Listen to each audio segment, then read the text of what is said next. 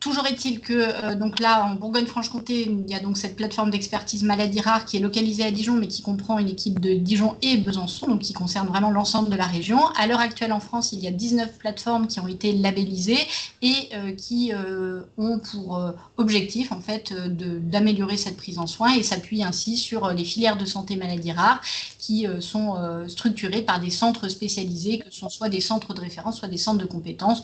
Ainsi, par exemple, à Dijon, on a plusieurs centres de référence, dont le centre de référence Andirard, qui est pour la prise en soin des patients avec anomalies ou maladies du développement avec ou sans déficience intellectuelle, mais il y en a d'autres. Je ne veux pas aller plus loin parce que je préfère qu'on ait du temps pour discuter du sujet qui nous amène aujourd'hui, mais si jamais vous aviez besoin de plus d'informations sur la PEMR, n'hésitez pas à vous rendre soit sur le site, soit à nous écrire par le mail que vous voyez ici affiché. Et vraiment, l'objectif de cette plateforme, c'est de faire du lien entre les différents intervenants, et c'est tout à fait dans cet objectif que le webinaire s'inscrit, puisque notre souhait, c'était de pouvoir aborder le sujet de la vie sexuelle et la vie intime chez les personnes en situation de handicap et ou avec une maladie rare. Et autant nous, c'est pas forcément ce qu'on fait au quotidien. Autant, je vais parler de mon expérience en tant que pédiatre. Alors, pédiatre, évidemment, chez l'enfant, il y a toutes les questions de croissance, de puberté, mais moi, mes patients, l'objectif, c'est qu'ils arrivent aussi à l'âge adulte et que tout ce qui va être la vie intime, la vie sexuelle, ça se prépare dans l'enfance, mais ça se prépare évidemment à l'âge adulte. Et il y a des problématiques auxquelles on doit faire face lorsqu'on parle du champ du handicap, qui font que c'est une question à part entière. Et donc pour cela, moi je vous propose que nous écoutions l'équipe d'Intimagir qui est ici, donc avec Monsieur Le Bastard, et par la suite on aura une intervention avec un témoignage d'une patiente. Est-ce que je peux vous laisser la parole, André? Tout à fait. Bonjour, est-ce que vous m'entendez bien? Oui. Super. Et donc, bonjour à toutes et à tous. Donc, comme ça a été dit, moi je suis André Le Bastard et je suis chargé de mission à Intimagir. Donc Intimagir, peut-être que tout le monde ne connaît pas, donc c'est un centre ressources avec et pour les personnes en situation de handicap sur la vie affective et sexuelle. Qu'est-ce que ça veut dire? Ça veut dire qu'Intimagir, c'est un endroit où on peut poser toutes ces questions, sur la vie affective, la vie sexuelle, que ce soit sur, les relations amoureuses, la parentalité, l'envie d'être parent, les violences sexuelles, les relations sexuelles, la contraception, la santé sexuelle, voilà, toutes ces questions-là. Donc, pour ça, on a un numéro de téléphone que vous voyez, sur la présentation et un mail, donc qui sont joignables, donc soit par appel, par SMS, sur WhatsApp avec, les messages vocaux aussi. Et donc toute personne qui a un handicap peut venir poser ses questions et dire: «Bah, voilà, je me questionne sur tel ou tel sujet, est-ce que vous auriez des réponses?» Et le but d'Intimagir, ça va être de pouvoir apporter une réponse adaptée. Donc, soit discuter avec la personne, soit transmettre, des documents, envoyer des images explicatives et cetera. Soit essayer de trouver avec la personne un endroit près de chez elle où elle va pouvoir avoir ses réponses. Cette ligne, on appelle ça donc une ligne d'écoute, et cette ligne d'écoute, elle est aussi accessible pour les proches, pour les parents, les conjoints, conjointes, de personnes en situation de handicap, et pour les professionnels. Pour les professionnels, on propose également un accompagnement sur, la création des ateliers sur la vie affective et sexuelle qui peuvent être faits en établissement. Voilà, ça peut être aider à trouver des ressources pour ces ateliers, à construire le programme des séances, à réfléchir ensemble aux spécificités, des besoins des personnes accompagnées, et cetera. Hem On finance également des séances de psychologues et de sexologues qui sont spécialisés sur, handicap et vie affective et sexuelle. Donc pareil, pour en profiter, il suffit d'appeler le numéro de téléphone et vous aurez, ou d'envoyer un mail et vous aurez toutes les informations, là-dessus. Hem, voilà un peu pour la présentation de la ligne d'écoute. Hem Et la dernière chose, enfin la 2e partie vraiment de mes missions, ça va être, l'animation de réseaux départementaux. Donc on organise 24 journées par an dans toute la région Bourgogne-Franche-Comté, qui sont des endroits où on peut rencontrer tous les acteurs du territoire qui se posent des questions là-dessus. Donc, ça va être des espaces pour les professionnels pour partager ces pratiques. Ça va être des espaces pour les personnes en situation de handicap pour rencontrer d'autres personnes qui ont un handicap, soit le même, soit différent, et pouvoir parler de ces questions-là. Des questions qu'on se pose, trouver des réponses, puis pouvoir, voilà, tout simplement discuter avec des personnes qui ont des vécus similaires. Euh, Peut-être que ce que je peux faire, c'est vous montrer le site internet aussi d'Intimagir, qui peut être une ressource pour vous montrer comment retrouver toutes les informations que je viens de vous donner. Hop, merci, je vois qu'on me laisse la main pour que je partage mon écran. Hop, voilà. Donc si vous tapez Intimagir Bourgogne ou Intimagir Bourgogne-Franche-Comté, vous allez tomber sur ce site. Sur lequel vous allez retrouver donc le numéro de téléphone, l'adresse mail, un formulaire de contact pour si vous voulez contacter directement via le site internet. Et dessus, vous allez retrouver toutes les informations que je vous ai données.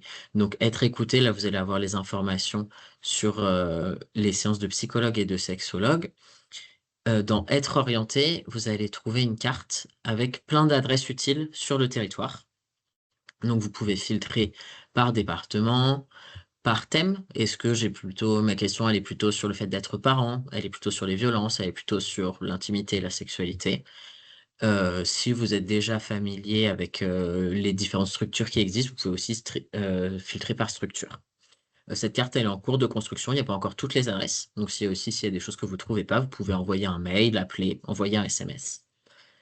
Ce que vous allez retrouver aussi sur ce site internet, dans l'onglet Trouver des réponses avec le petit livre, vous allez retrouver plein d'idées de sites internet à aller visiter avec tous les liens. Voilà, par exemple, le site Sous les draps. Donc c'est un site pour apprendre des choses sur la vie affective avec des vidéos, des quiz, etc. Et c'est adapté, par exemple, pour les personnes qui ont une déficience intellectuelle. Et donc, si on clique, hop, vous allez tomber directement sur ce site avec des petites vidéos explicatives. Voilà. Et donc, sur le site d'Intimagir, vous allez trouver plein de ressources comme ça pour apprendre des choses, pour avoir des informations. Donc, soit sur vie intime, affective et sexuelle, soit sur la lutte contre les violences. Où est-ce que voilà, quels sont mes droits? Que faire quand je pense avoir été victime d'une violence? Voilà. Et sur soutien à la parentalité, où trouver des informations. Voilà, je suis parent et j'ai des souffrances psychiques. Comment est-ce que je peux, voilà, quels outils je peux avoir pour m'accompagner dans ma parentalité? Je suis parent et j'ai un handicap moteur. Quelles astuces, quelles ressources je peux trouver? Voilà. Vous allez trouver plein de guides, plein de ressources sur ce site. Donc sachant que sur le site, le choix qu'on a fait, c'est de mettre que des ressources qui s'adressent directement aux personnes concernées par le handicap. On n'a pas mis de ressources qui s'adressent aux professionnels, parce qu'on veut que ce site, il parle directement aux personnes concernées. Et les professionnels, on vous invite à envoyer un mail, appeler, si vous cherchez de la documentation. Voilà. Et sur ce site internet, vous allez aussi retrouver l'agenda. Vous allez retrouver les journées de réseau qu'on organise, les webinaires. Par exemple, aujourd'hui, on est le 4, on voit qu'il y a le webinaire, et demain, je serai dans la Nièvre et après-demain dans l'Eurne pour animer des journées de réseau.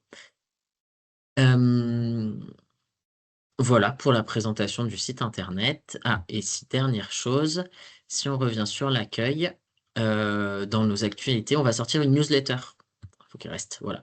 Donc, si vous allez dans les actus, vous allez pouvoir retrouver le petit lien pour vous inscrire à nos newsletters qui vous permettront de retrouver toutes nos prochaines journées, tous nos webinaires, des recommandations de ressources, etc. Donc, si ça vous intéresse, n'hésitez pas à aller vous inscrire à la newsletter. Voilà, donc tout simplement, je vous remontre en allant sur le site et en allant tout en bas dans les actus, inscrivez-vous à la newsletter. Voilà pour une présentation d'Intimagir et de tout ce qu'on peut apporter.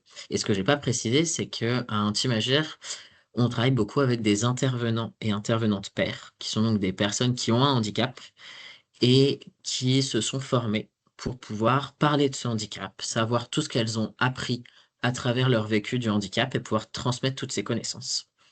Et donc dans ces intervenants pairs, il y a notamment Nathalie, qui est présente aujourd'hui pour venir nous parler donc de, handicap, et vie affective et sexuelle. Et moi, je vais avoir fini ma petite présentation, donc je vais arrêter le partage de mon écran, et laisser la parole, à Nathalie si tu es prête. Je suis prête. Merci André et merci à toute l'équipe de m'avoir invité à participer. Donc moi, comme il le disait, je suis Nathalie Biquaro, je suis intervenante pair pour Intimagir et les coïncidences font que je suis également patiente partenaire formatrice pour la filière Handirard. Donc on finit toujours par se retrouver dès qu'on s'intéresse au handicap et au bien-être des personnes, eh bien, le monde est petit. Ce monde-là, en tout cas, est petit et c'est tant mieux. Donc voilà. Donc aujourd'hui, je suis là pour vous parler de la sexualité et de la sexualité plutôt tournée vers la maladie, la souffrance, la douleur qu'on peut avoir quand on souffre de différentes pathologies. Et en fait, ce que je veux dire d'abord, ce qui me paraît le plus important, c'est que on parle beaucoup de droit à la sexualité, c'est ce qui est inscrit dans les textes, mais moi, je préfère plutôt parler de besoin, puisque la sexualité est un besoin physiologique et qui est très important pour n'importe quel être humain, ainsi que pour tout mammifère et toute espèce d'ailleurs, mais en particulier pour les humains. Elle fait partie des besoins fondamentaux, comme dormir, manger, être en sécurité, avoir des amis. C'est une base, respirer. Et nous avons besoin de sexualité pour nous sentir bien. Ça en fait partie. Malheureusement, la culture, la société, etc., fait qu'elle est souvent réduite à la génitalité, c'est-à-dire plus particulièrement au fait, le rapport sexuel, c'est-à-dire le pénis qui entre dans le vagin, tout simplement. La sexualité est réduite à ça pour la plupart des gens, pour la société. En gros, pour eux, la sexualité, c'est juste le rapport sexuel classique qu'on retrouve. Mais la sexualité, ce n'est pas que ça. Ça touche également le rapport au plaisir, au corps, à la relation, à l'affection, à l'intimité. Et c'est important de savoir que ça ne s'arrête pas à une chose. La sexualité peut exister alors qu'il n'y a ni pénétration, ni orgasme, ni même de partenaire, et même sans désir sexuel. Et ça, c'est important de savoir. Et souvent, malheureusement, chez les personnes handicapées ou atteintes de maladies chroniques, eh bien, on oublie qu'ils ont une sexualité. On oublie qu'elle peut être là, ou alors on la considère comme secondaire. D'abord, je te soigne, d'abord, je prends soin de toi, et la sexualité devient quelque chose d'anecdotique qui ne compte pas. Ce n'est pas le plus important pas pour tout le monde, mais en tout cas pour certains soignants, pour certains accompagnants, etc., alors que c'est très important. La sexualité devrait faire partie du bien-être de la personne et des soins, pas des soins, mais en tout cas des choses qu'on prend en considération, même quand on a une maladie et surtout même quand on a une maladie ou qu'on a un handicap. Donc, ce qu'il faut savoir aussi, c'est qu'il n'y a pas une seule façon d'avoir une vie sexuelle. Il n'y a pas de norme, parce que la norme, c'est la moyenne dans tout ce qui concerne la société, etc. En gros, imaginez si vous avez une moyenne. La moyenne pure, c'est 50%, c'est au milieu. Et ce point-là n'existe pas en fait. Il n'y a pas de personne dans la moyenne. On est tous un peu trop ou un peu pas assez. On est tous d'un côté ou d'un autre. Mais il n'y a pas une personne, ou alors elle est rare, qui serait dans la moyenne pure ou dans la norme. Il y a plein de manières d'avoir sa vie sexuelle. Il y a l'homosexualité, il y a des différences dans l'orientation, il y a le fait d'avoir des diversités de genres. Donc, on peut être homme, on peut être femme, on peut être non-binaire, on peut être trans. Il y a plein de choses comme ça. Il y a des orientations aussi, des orientations sexuelles. Et il y a aussi, il y a des personnes qui sont asexuelles, c'est-à-dire qui n'auront pas d'attirance sexuelle tout en ayant une vie affective riche ou autosexuelle, donc le plaisir est tourné vers soi. Et tout ça, ça rentre dans le spectre de la sexualité et ça rentre dans les normes et c'est acceptable. Tout ça, c'est normal en quelque sorte. Tout ça, ça doit être toléré, accepté par la société. Et en fait, chaque personne construit sa sexualité en fonction de son histoire, de son corps, de ses valeurs, de ses limites et de ses désirs. Et c'est OK, c'est bien. On a le droit de faire ce qu'on veut tant qu'on ne fait pas souffrir les autres et tant qu'on reste dans la loi, évidemment, tant qu'on reste dans la légalité. Maintenant, il y a le fait d'être malade, le fait d'avoir des soucis de santé. Et évidemment, ça va impacter la sexualité, ça va impacter le désir, ça va impacter la libido. Parce que quand on est malade, quand on a des douleurs, plein de douleurs dues à nos articulations, aux muscles, enfin, suivant les pathologies qu'on a, on peut souffrir vraiment énormément. On peut être très fatigué, ce qu'on appelle la fatigue chronique, et ça modifie profondément notre relation au corps. Ça change tout. Et ça, il faut le savoir aussi et il faut le prendre en compte. Le fait d'être malade ou d'avoir un handicap peut aussi influencer la santé mentale, c'est-à-dire on peut souffrir de dépression, d'anxiété, d'avoir peur du jugement des autres, d'avoir peur de la douleur. On ne fait pas telle chose, on ne fait pas telle activité puisqu'on a peur d'avoir mal après. Il y a aussi une perte d'estime de soi et le sentiment de ne plus être désirable. Ah là là, mais comment les autres pourraient m'aimer si je n'ai pas un corps comme tout le monde, si je ne ressemble pas aux photos qu'on a dans les magazines, etc. Et bien ça aussi, ça compte et c'est important. Et bien sûr, il y a également, il ne faut pas oublier les traitements. Quand on nous donne des traitements, des médicaments, etc., certains d'entre eux peuvent réduire la libido, peuvent réduire le désir et ils peuvent également altérer notre sensibilité. Ils peuvent également jouer sur la sensorialité, ce qu'on ressent.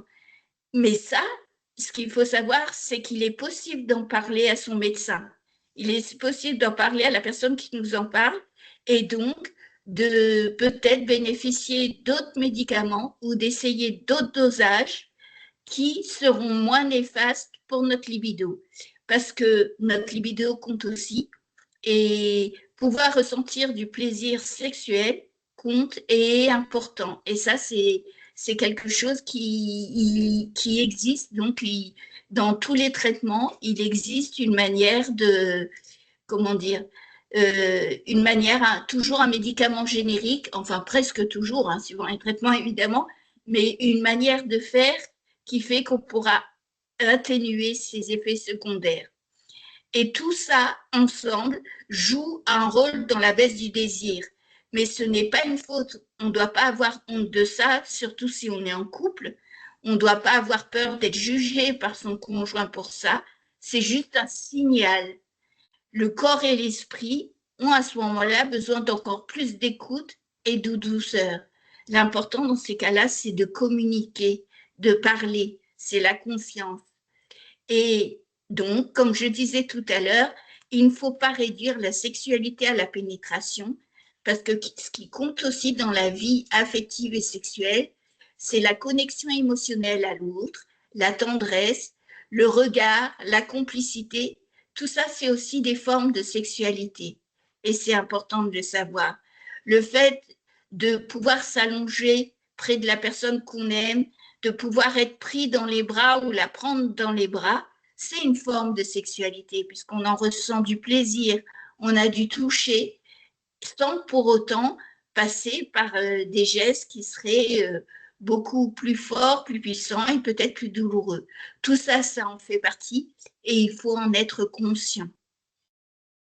Donc, qu'est-ce que je peux dire d'autre? Oui, donc il faut repenser à la sexualité en dehors de toutes les limites physiques. Et l'objectif, eh ben, c'est de pouvoir se dire qu'on peut tous avoir une vie sexuelle, même si on est handicapé, même si on a une pathologie, avec de l'aide, des soutiens, des conseils, on peut tous avoir une vie sexuelle et sans avoir nécessairement et sans la limiter au fait d'avoir un orgasme. On peut explorer par les caresses, les massages, la respiration, le regard, par le plaisir des sens, faire jouer, on a 5 sens, même plus d'ailleurs, mais là j'ai plus parlé des 5 sens, entre le toucher, les odeurs, les sons, la lumière, et surtout ce qui se passe là, l'imagination. Et c'est important de le savoir, l'imagination compte, et, et les fantasmes, etc. Et on n'a pas besoin d'avoir un corps qui fonctionne, qui aille comme tout le monde pour pouvoir vivre ses fantasmes. Il y a aussi la distance quand on est séparé de la personne qu'on aime, eh bien, avec les mots, la voix, les téléphones, les ordinateurs, faire des jeux de rôle, se parler avec des mots doux, avec le ton de la voix, tout ça, ça prend en compte. Le plaisir, il peut être lent, doux, redéfini. Il n'y a pas d'obligation de résultat, pas d'urgence, seulement savoir se reconnecter à l'autre et à soi-même et se faire du bien. Il s'agit surtout de réconcilier son corps avec soi et d'en reprendre possession. Et de se dire que le corps tel qu'on l'a, tel qu'on le possède, au final, il est parfait. C'est pas important de se dire oui, mais tel autre, ce qu'on voit sur les réseaux, ce qu'on voit dans les magazines, à la télé, etc. Non, ne parlez pas, ne faites pas de comparaison. Prenez votre corps comme il est et apprivoisez-le, découvrez-le, explorez-le tel qu'il est maintenant. Donc, pour moi, c'est ce qui compte. Et maintenant, il y a une chose aussi qui compte beaucoup, c'est beaucoup de personnes malades ou handicapées peuvent penser et peuvent surtout s'être entendues dire que la sexualité, bah, ce n'est pas pour toi.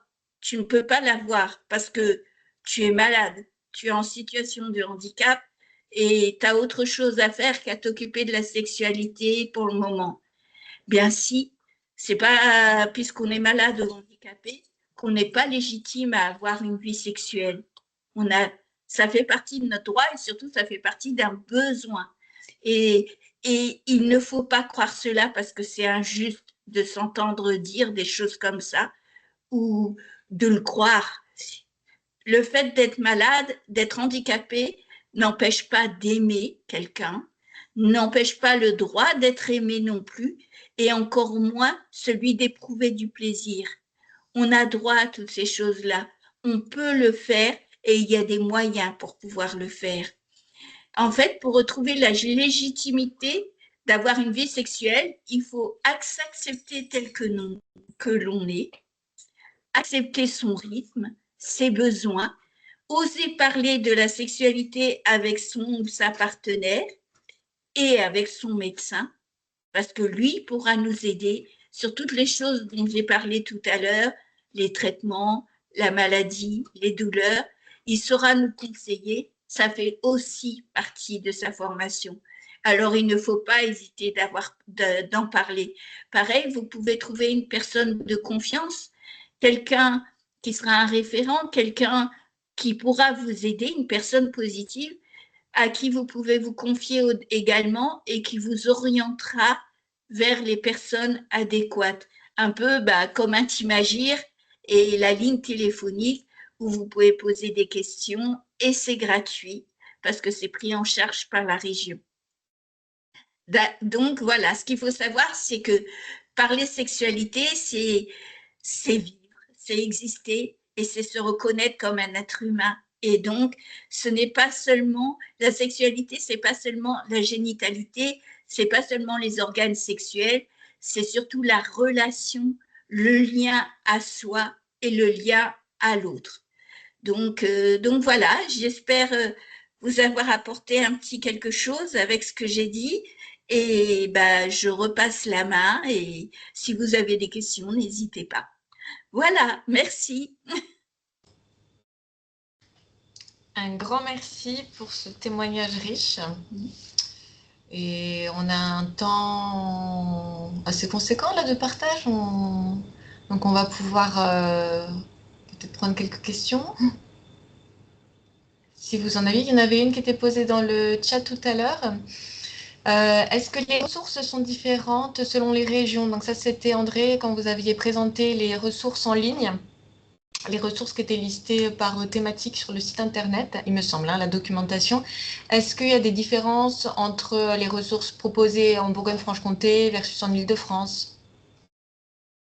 Oui, effectivement, ce dont j'ai pas précisé, c'est qu'il y a un Intime Agir dans chaque région en France et chaque Intime Agir a fait son site internet et ajoute des ressources au fur et à mesure. Donc même si on va tous mettre le même type de ressources, peut-être qu'il y a des choses qui ont été repérées par Intime Agir en Île-de-France et pas forcément en Bourgogne-Franche-Comté ou inversement, des choses que vous allez trouver sur le site que je vous ai présenté et qui seront pas sur les sites des autres régions.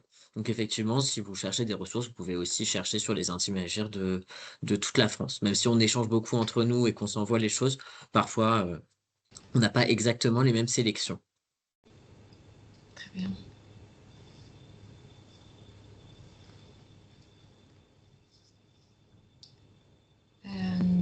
N'hésitez pas à poser les questions dans le chat ou même à lever la main pour les poser, nous les poser directement de vive voix.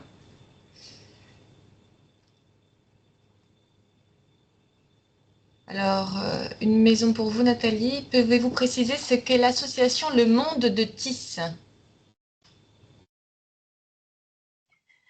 Alors, l'association Le Monde de Tis, c'est une association que j'ai créée afin de pouvoir, dont l'objectif est de promouvoir la sensibilisation et l'information sur tout ce qui concerne donc déjà la vie intime, affective et sexuelle, mais également ce qui concerne le handicap, les maladies chroniques, en particulier l'autisme, puisque je suis autiste, et tous les TND, etc.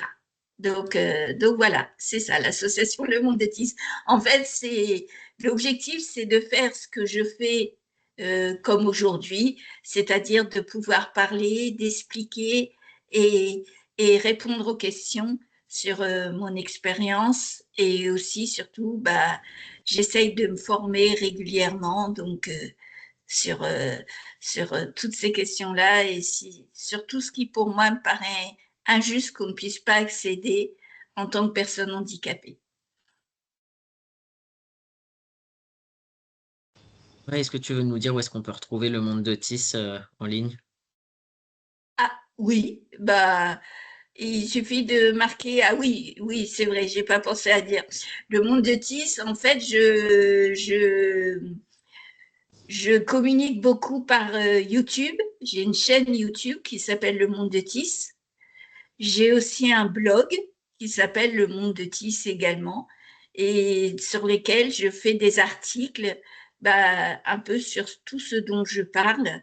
Donc la chaîne YouTube, c'est plus court, on va dire, plus facile à comprendre, surtout que j'ai une binôme, j'ai une autre animatrice qui travaille avec moi, et en fait, c'est une licorne qui s'appelle Moukina, donc qui présente la chaîne avec moi. Et autrement, sur le blog, c'est un peu plus poussé, un peu plus pointu. Je rentre plus dans les détails. Donc voilà, les deux se nomment Le Monde de Tis.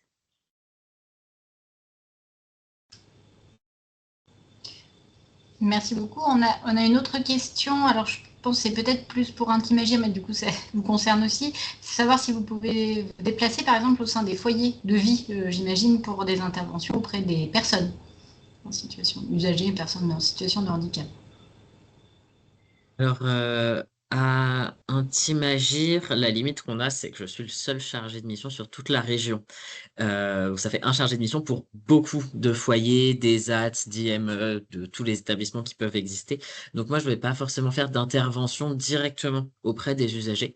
Par contre, je peux vous aider à trouver les intervenants qui vont, eux, pouvoir venir. Il existe pas mal d'intervenants qui sont spécialisés sur la question du handicap et qui peuvent aussi intervenir en foyer. Donc ça, je peux aussi aider les établissements à trouver la personne adaptée, voire voilà, vous aider à trouver aussi des ressources à utiliser en interne. Et voilà, et le planning familial peut se déplacer, je vois dans le chat. Le planning familial, donc, est une association avec une fédération nationale et qui existe dans Côte d'Or, en Saône-et-Loire et depuis tout récemment dans le Jura et qui a des outils spécifiques adaptés aux personnes en situation de handicap, avec un super programme qui s'appelle Handicapé alors, qui peut être déployé dans les établissements.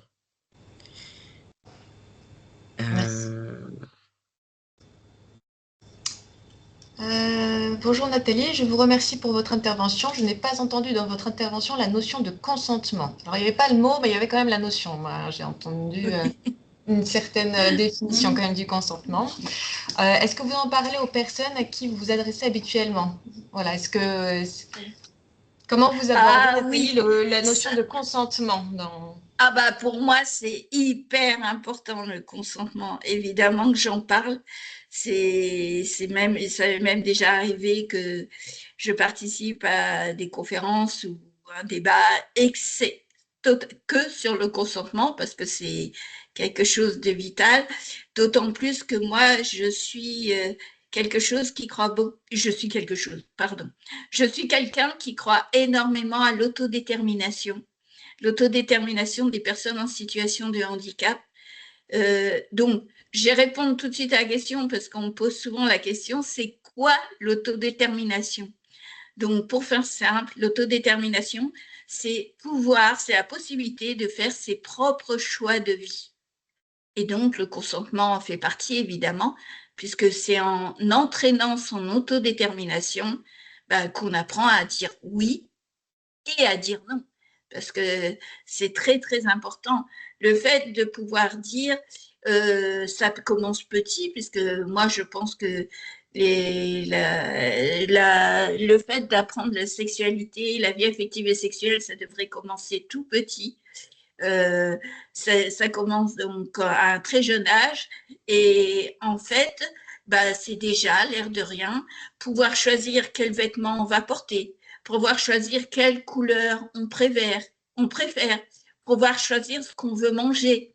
Puis quand on arrive à un certain âge, qu'on est adulte ou même adolescent ou enfant plus grand et qu'on peut s'exprimer, pouvoir choisir quelle est la personne qui va faire notre toilette, qui va nous aider, pour faire des gestes intimes, pour nous laver et pouvoir avoir le choix de dire oui, je veux cette personne ou non, je ne veux pas. Et même si je sais que les situations peuvent être compliquées pour les professionnels en ce moment, ça on l'entend tous et c'est très dur, mais le fait au moins d'être entendu et de pouvoir dire pourquoi je préfère cette personne, quels sont les gestes et la manière dont elle s'occupe de moi qui fait que je préfère cette personne pour que les autres puissent apprendre et faire la même chose. L'autodétermination, pour moi, c'est plus qu'important et le consentement en fait partie. Donc voilà. Merci beaucoup. Et si je peux me permettre de compléter, on a aussi pas mal d'outils de développement des compétences psychosociales, comme on les appelle, qui permettent de travailler cette affirmation de soi, ce qui me fait penser à cette autodétermination, qu'on peut utiliser, que ce soit dans le champ en fait, de la vie affective et sexuelle ou non. Voilà, par rapport à d'autres choix en fait, qu'on fait pour soi, pour sa santé. Oui. Monsieur Laborde, vous aviez levé la main. Oui, merci de me donner la parole. Donc, Serge Laborde, je représente l'association Aussitôt, donc Maladie rare auto-immune du sang, qui a ceci d'intéressant dans le sujet qu'on vient d'évoquer, c'est que l'idée, c'est que pour avoir des pratiques sexuelles, notamment chez les jeunes, ça peut être un souci par rapport à ces maladies-là, puisque le syndrome hémorragique est assez présent.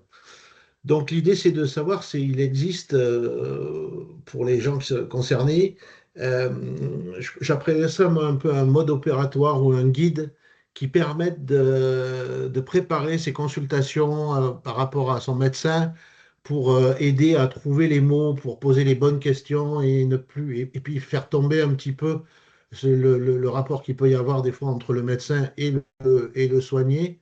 Et est-ce qu'il y a des témoignages, peut-être, Nathalie, ou des choses comme ça, qui pourraient aider nos patients, notamment les plus jeunes, là, les pré-ados, ados, qui des fois, selon leur choix et leurs orientations sexuelles, peuvent s'exposer à des risques, alors qu'ils ne sont pas forcément bien prévenus par notamment les soignants. Je ne sais pas si ma question est claire. Je ne sais pas si je peux répondre, comme vous m'avez cité. Donc, c'est une maladie que je ne connais pas, malheureusement. Donc, j'essaierai d'ailleurs de regarder. J'aime bien regarder et savoir de quoi je parle. Mais en tout cas, en ce qui concerne le fait de s'adresser au médecin, de poser des questions, de parler des choses et de prendre en compte. Donc, il faut essayer de trouver des personnes qui soient père aidant ou patient partenaire. J'en ai un peu parlé tout à l'heure. C'est-à-dire, c'est des personnes qui sont là pour servir de lien, pour pouvoir parler, servir de passerelle entre la personne ayant une pathologie et le personnel soignant. En gros, moi, je considère les patients partenaires comme des passerelles, des ponts ou des médiateurs pour aider les uns et les autres à se comprendre. Par exemple, vous pouvez déjà, le jeune pourrait par exemple, le ou la, avoir une discussion avec la personne patient partenaire, lui dire ce qui la tracasse et tout, et la personne pourrait l'aider à mettre en place ce fameux questionnaire, ce fameux guide, qu'il pourrait ensuite poser les questions directement au médecin. Je ne sais pas si vous voyez ce que je veux dire. Donc, je ne sais pas si un guide concernant votre maladie existe également, mais ce qui est bien, c'est de faire les choses de façon personnalisée. Et en fait, pourquoi pas tout simplement en faire justement parler avec ce jeune ou cette jeune, savoir quelles sont les questions qui la tracassent et mettre en place un petit guide, un questionnaire qui pourrait après, pourquoi pas, être utilisé par d'autres qui ont la même pathologie, etc. Et au fur et à mesure, ça permet de créer les choses et ça peut être après utile aux autres. Donc voilà. Merci pour ce retour qui me conforte, puisqu'on est en train, dans le cadre d'ateliers d'éducation thérapeutique du patient, de déployer, de créer des ateliers spécifiques à la sexualité, notamment pour les jeunes filles, puisque derrière, il y a des projets de grossesse, il peut y avoir des problèmes de règles abondantes avec ces symptômes hémorragiques. Donc l'idée, c'est que on s'y pose, mais je voulais savoir s'il existait peut-être déjà des choses sur lesquelles on pourrait s'appuyer et peut-être, je ne sais pas, un petit Ouais. magir peut-être. Ouais, alors tout à fait. Moi, je trouve votre projet super intéressant et c'est des choses même dont on pourrait reparler par la suite. Donc, n'hésitez pas à contacter un team Agir pour qu'on puisse en parler plus longuement. Moi, en termes d'outils vraiment un peu clés en main qui existent et qui peuvent vous servir de support, je ne sais pas si vous connaissez déjà Santé BD, qui est une plateforme sur laquelle vous avez des BD qui parlent de santé. euh, Et notamment beaucoup de choses autour de comprendre les consultations médicales. Et ça peut être déjà un point de départ avec des ados. Par exemple, voilà, je pense à des jeunes filles qui viennent d'avoir leurs règles, ou etc. Et qui on va dire, ah bah ok, il faut que tu prennes un rendez-vous chez le gynéco parce que ça a des répercussions vis-à-vis de ta maladie. C'est terrifiant. C'est complètement terrifiant quand on est ado de s'entendre dire tu vas aller chez le gynéco. Et ben en fait d'avoir une BD qui va pouvoir revenir sur OK, qu'est-ce qui se passe pendant une consultation? C'est quoi ces examens? Est-ce que les examens qui touchent au corps ont systématiquement lieu en consultation gynéco? On sait que non, mais on sait que non quand on est adulte. Quand on est ado, on est juste terrifié. Voilà, ça peut être ce genre d'outils. Et ouais, sur Santé BD, vous allez trouver énormément de ressources là-dessus. Merci. Voilà, par exemple. Merci. Je vois que dans le chat, il y a pas mal de questions qui parlent de la question de l'âge. À partir de quel âge de la vie peut-on parler d'autodétermination? Et j'ai vu aussi une question qui disait comment faire le lien avec le secteur enfant. Nathalie, est-ce que tu veux répondre ou est-ce que tu veux que je me lance? Bon, comme tu veux, je peux dire et après tu complètes ce que Vas-y. j'oublie, puisque moi, quand on me lance là-dessus, on n'a pas fini et ça risque de s'étendre et de quitter la question demandée. Bah, pour moi, on peut en parler le plus jeune possible et le plus petit possible. L'autodétermination, c'est comme un muscle. Ça s'entraîne, ça s'apprend. Il faut pas croire et partir du principe que oui, mais cette personne a telle pathologie, elle ne pourra jamais être autodéterminée. Donc, le meilleur exemple que je peux prendre, celui que je connais le mieux, c'est moi. Avec mon autisme, j'ai un très gros problème de choix. Euh, Par exemple, c'est déjà arrivé que je reste dans un rayon à l'époque où je pouvais encore faire mes courses. La marque de saucisses que j'achetais n'était pas là. Le rayon, à l'époque, j'habitais en région parisienne, donc les grandes surfaces, il y a des rayons pleins de marques, de trucs. Et mon mari me laisse là pour me dire, bah, je te laisse prendre tes saucisses, j'ai cherché la lessive. Et puis en fait, il revient 3/4 d'heure après, je suis toujours devant mon rayon et je ne sais toujours pas quoi prendre parce qu'il n'y a pas ma marque. Ça, c'est un problème d'autodétermination et problème de choix. Mais ça s'apprend. Normalement, c'est quelque chose que si j'avais su toute petite que j'étais autiste, et si on m'avait appris ce genre de choix toute petite, eh bien, j'aurais eu plus de facilité à l'âge adulte à faire ce genre de choix. Bon, je m'entraîne, hein, il n'est jamais trop tard pour apprendre, etc. Mais plus on est jeune, mieux c'est. L'autodétermination, elle peut s'apprendre à n'importe quel âge. Comme je disais, apprendre quelle tenue on veut porter, quelle couleur. Bon, effectivement, la robe d'été avec des paillettes, etc. Alors qu'on est en plein hiver, j'imagine que c'est pas top pour aller à l'école. Par contre, un jour où il n'y a pas école et où il faut sortir, bon, en prenant les précautions dans un sac, évidemment, mais pour faire comprendre qu'il y a un accord avec la saison, ben, quand l'enfant aura froid et sera un peu frigorifié, on lui mettra le manteau, le pantalon et tout ce qui va bien, mais il aura compris pourquoi c'est important de s'habiller en fonction de la saison et ainsi de suite, en le laissant prendre des décisions qui aillent avec son âge. Voilà. À toi, André. Merci. Ouais, pour compléter, effectivement, pour moi, que ce soit tant les sujets de vie affective, d'autodétermination, de consentement, c'est des choses qui peuvent se travailler dès tout petit, avec des choses très concrètes et notamment les questions de qu'est-ce que j'aime et qu'est-ce que j'aime pas, ou en fait, c'est pas forcément facile de savoir poser les mots. Qu'est-ce que j'aime, qu'est-ce que j'aime pas? Et si je sais pas ce que j'aime et ce que j'aime pas, je peux pas savoir ce que je veux et ce que je veux pas. Et donc, je peux pas poser mes limites aux autres.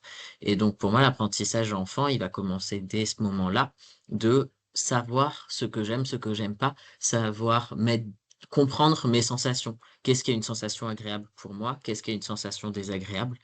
Et comment je réagis face à une sensation agréable ou désagréable?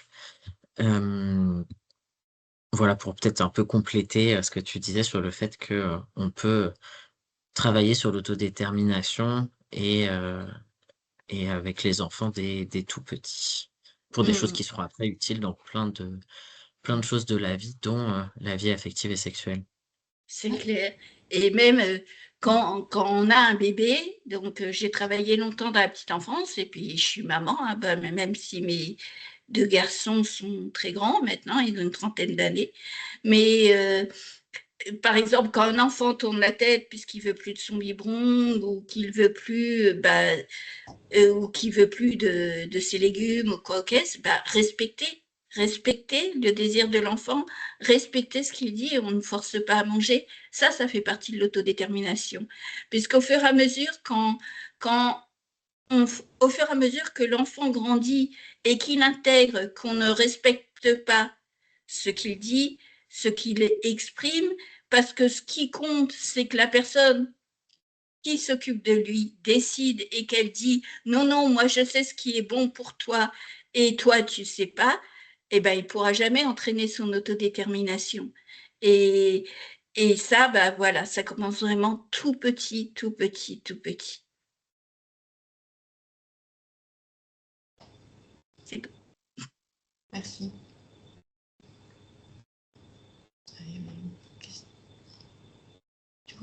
Il y avait la question, en fait, ça fait le pendant avec le secteur enfant, parce que finalement, dès qu'on parle de l'âge du consentement, de l'autodétermination, et le pendant avec ce qui peut se passer en ESAT quand on est avec des personnes en situation de handicap et intellectuel, puisque c'est toute la question de la compréhension, et je pense que ce que vous décrivez très bien, c'est qu'il faut déjà remettre la personne au centre de la discussion avant de mettre la déficience ou la pathologie.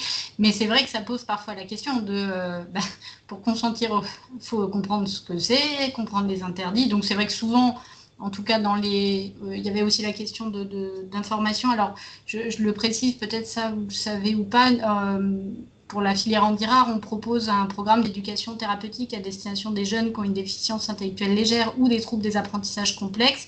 Et dans les séances d'éducation, par exemple, il y a une séance qui va parler vie intime et vie sexuelle. Ce programme, il est accessible à qui le demande si, après le bilan éducatif, on s'aperçoit effectivement que ça concorde. Et il n'y a pas forcément besoin que le jeune soit suivi au CHU de Dijon, mais en revanche, c'est souvent le cas, il se trouve, et c'est entre 16 et 21 ans. Mais je sais qu'il y a aussi beaucoup d'outils qui sont utilisés dans les IME, avec les éducateurs, et souvent sur du plus long terme que ce que nous, on propose. Nous, c'est une séance, limite, pour faire un petit bilan et voir après de quoi on aurait besoin. Et déjà, rien que ça, c'est très riche. Et très souvent, les jeunes, les plus jeunes, ils savent. Hein. Après, c'est la mise en pratique, ça, c'est autre chose, mais ils ont déjà beaucoup de notions, en réalité. C'est assez simple d'en parler avec eux, enfin nous, de l'expérience qu'on en a. Et sur le plan médical, déjà un bon signe, si vous avez un médecin qui est maintenant, on va dire, adapté et moderne, il demande à l'enfant s'il est OK pour l'examiner. Et on espère qu'à l'adulte, il lui demande, mais à l'enfant aussi. Et s'il ne veut pas, on explique pourquoi on a besoin d'examiner. Et c'est rare qu'on ait besoin de forcer. Si on doit forcer, il faut que le soin il soit indispensable. Je ne parle pas uniquement d'un examen clinique, de déshabiller, de regarder les parties génitales, même une prise de sang, ça s'explique. Dans certains cas, peut-être que le soin va primer sur le consentement, mais dans ces cas-là, on a intérêt à avoir de bons arguments pour l'expliquer à l'enfant. Et on le fait. Et il faut le faire. Et effectivement, ça peut être la spécificité pour des personnes qui ont un handicap, c'est cette habitude que le corps soit considéré comme un objet de soin, comme un objet pris en charge par des médecins, des professionnels de santé, et que le corps ne soit plus forcément vu comme quelque chose qui apporte du plaisir, quelque chose qui permet de rentrer en relation avec le monde autour et avec les autres. Et d'où l'importance effectivement d'avoir des outils spécifiques et de pouvoir proposer des séances de sensibilisation, d'éducation à la vie affective et sexuelle. Le site Sous les draps que vous avez présenté est vraiment très riche en outils pédagogiques aussi. Ça peut être une bonne porte d'entrée, celui que vous avez montré tout à l'heure à partir de votre recueil documentation de ressources Intimagir. Ok. Si je peux dire, comme je voyais la question après à propos de l'ESAT et des personnes handicapées et donc justement pour les outils, j'ai également ce livre. Donc, il filme peut-être à l'envers. Il va falloir nous dire le titre. Voilà, c'est l'éducation à la vie affective et prévention des violences sexistes et sexuelles auprès des personnes en situation de handicap mental. C'est le programme EdSex, en fait, EDSEX. Et ils ont pas mal de cahiers comme ça pour tous les âges. ça part de la petite section de maternelle jusqu'au lycée, en passant par le collège, l'école primaire, également pour les personnes en situation de handicap. Donc là, j'ai le cahier de l'intervenant. J'ai également le cahier des 20 séances qui vont avec. Donc, je n'ai pas tous les cahiers, j'ai ces deux-là. Et en fait, c'est vraiment intéressant et ça me plaît beaucoup parce que justement, ils donnent un exemple qui se passe en ESAT où ils ont trouvé deux personnes en faisant la tournée. Une aide-soignante ne trouvait pas un des occupants, un des résidents. Au final, elle l'a trouvé dans une autre chambre avec une dame en pleine action. Et la dame n'avait pas du tout l'air, vu ses réactions, elle n'était pas du tout traumatisée. Hein, c'était pas du tout quelque chose de non consenti. Mais le collègue de la personne qui l'a trouvé lui a dit il faut les séparer tout de suite, on va porter plainte, on va lancer un incident, il faut l'enfermer dans sa chambre à clé, puisqu'en fait ce monsieur avait l'habitude d'aller visiter toutes ses partenaires éventuels le soir. Hop, il se promenait, il allait voir tantôt l'une, tantôt l'autre. Et il n'y en avait aucune qui n'était pas consentante. Mais bon, il voulait fermer à clé, l'empêcher de sortir parce que ça ne se sait pas, et même faire un signalement. Alors qu'en fait, ils ne faisaient rien de mal. Ils avaient juste une vie sexuelle, ils prenaient du plaisir. Et il n'y avait personne qui s'en plaignait, à part les professionnels. Et donc, c'est le genre d'outil qui explique justement aux gens qui travaillent, aux intervenants, etc., comment prendre ces choses en compte et peut-être pas toujours nécessairement paniquer ou aller aussi loin que la justice ou le légal et bien voir si les deux personnes sont consentantes ou pas. Donc, il existe des outils.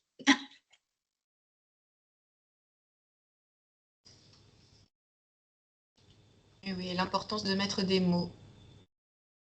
Alors, peut-être on a le temps pour une dernière question. Peut-être. Il y avait la question sur la difficulté. Est-ce que de trouver un partenaire, c'est plus difficile quand on est en situation de handicap? Il semble qu'il y a des statistiques là-dessus. Oui. On en entend souvent parler quand on fait nos interventions avec André. On a déjà eu beaucoup de choses là-dessus où justement cette difficulté de rencontrer, surtout pour les personnes en foyer, cette difficulté à rencontrer des personnes autres que celles qu'elles voient tous les jours dans leur foyer et sur leur lieu de vie. Et donc, il y aurait peut-être des solutions proposées. Je sais par exemple qu'il y en a qui parlaient de boîtes de nuit qui seraient ouvertes par exemple l'après-midi. De boîtes de nuit qui seraient ouvertes l'après-midi et qui permettraient de réunir plusieurs foyers ou même surtout les personnes qui sont isolées, qui vivent chez elles. Il y aurait plein de choses à faire et plein de créneaux, d'idées à lancer. Il existe aussi, par exemple, au niveau des personnes avec TND et TSA, un site qui s'appelle Atypicoo, P-I-K-O-O, qui permet de se mettre en rapport, que ce soit pour l'amitié ou pour plus si affinité, de trouver des personnes à qui parler. C'est le même genre de site que Mythique ou Tinder ou des choses comme ça. Je crois que c'est payant, il faut voir quel est le prix, mais il existe des choses comme ça qui sont mises en place et qui sont sécurisées pour pouvoir le faire.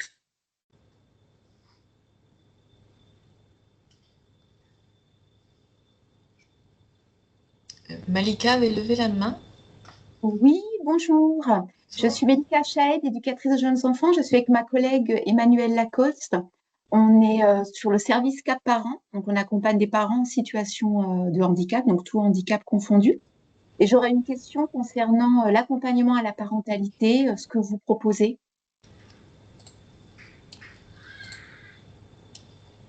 Alors, sur j'imagine que c'est une Intimagir? question pour Intimagir. Oui, Ouais. Donc, Intimagir ne fait pas d'accompagnement individuel à la parentalité comme peut le faire Cap Parents. mhm, Mais on va pouvoir agir, encore une fois, comme centre ressources, donc accompagner les personnes à trouver les bons acteurs sur le territoire, et puis fournir des ressources tant aux professionnels qui connaîtraient peu ces questions que aux personnes voilà, qui seraient en demande. Voilà. ok. Donc vous êtes plutôt centre ressources, vous orientez C'est ça. C'est vraiment les l'idée, personnes en situation de c'est parentalité. d'orienter, D'accord. d'avoir trouvé les bonnes ressources et de pouvoir derrière éviter aux personnes de chercher pendant des heures ou de se prendre des portes fermées et de dire tiens, je connais tel espace, mettre en lien, etc. D'accord. Donc là, c'est pour des parents. Et est-ce que vous intervenez sur des situations de personnes en désir d'enfant? Ça peut être Donc le là, oui, cas c'est lié également. à la vie Voilà, affective et sexuelle. D'accord. c'est ça, de pouvoir travailler avec les personnes, voilà. Mais écouter les personnes sur leur désir de parentalité Ouais. et puis les aider aussi à s'interroger sur leurs désirs ou à Mmh. trouver le bon accompagnement, etc. Donc ça peut être aussi aider à trouver les bons outils, enfin les aides matérielles, etc. D'accord. Ok. Merci. Merci. Je vous en prie. Eh bien, parfait. On a passé une heure riche en échanges. Mais on vous remercie vraiment. Donc, n'hésitez pas à vous connecter au site de la PMR si vous avez des questions concernant les maladies rares. N'hésitez pas à vous connecter à Intimagir BFC, voilà, pour toutes les questions, demandes d'informations. Voilà, et André vous répondra. Tout à fait. On a tenté de répondre au maximum de questions. Oui. Certaines n'ont pas forcément été explorées en détail, mais donnent déjà des pistes. Moi, il me semble qu'en tout cas, un des messages, c'est qu'il faut remettre la personne au centre des questionnements et que, avant de parler de corps ou de maladie, on parle de la personne et de la sexualité en fait partie. Et juste sur la question de peut-être du consentement ou en tout cas des besoins, par exemple sur un enfant ou une personne qui a des difficultés de compréhension ou d'expression, c'est de s'interroger réellement, est-ce que c'est les besoins que nous on plaque ou au contraire c'est bien de la personne dont on parle. Et à partir de là, on déroule. Il n'y en a pas toujours une réponse, il n'y a pas toujours la réponse. Mais déjà de se poser cette question-là, ça permet peut-être de ne pas aller dans le mur ou de ne pas dire c'est nous que ça nous choque alors que les personnes, elles vivent quelque chose qui est normal et que tout va bien. Voilà. Merci à tous. Merci beaucoup. Au revoir. Merci beaucoup. Merci. Au revoir. Au revoir. Au revoir.